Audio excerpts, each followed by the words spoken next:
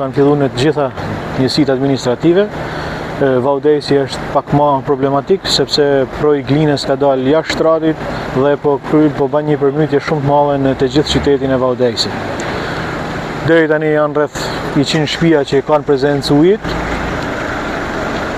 Damet janë shumë të mëdha në Bagti dhe në Shpend dhe me Blet, me kusheret e Bletëve, por shpresojmë që të paktën mos rrezikojmë jetën e njerëzve sepse situata është mjaft e rëndë. Në rast se do të vijonte, jeni në gatishmëri për të bërë evakuimin e banorëve apo procedurat e tjera? Gjithë stafi i Bashkisë Vaudesis është në terren, është në përkrah njerëzve. Besoj që çdo gjë do shkojë mirë në evakuim, po shpresojmë që mos kemi nevojë për evakuim. Cili është problemi kryesor? Proji Glinës? Problemi kryesor është proji Glinës.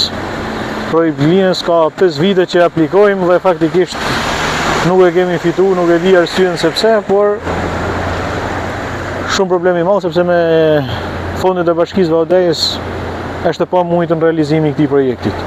Çfarë ndërhyrje kërkohet konkretisht tek proji Glinës?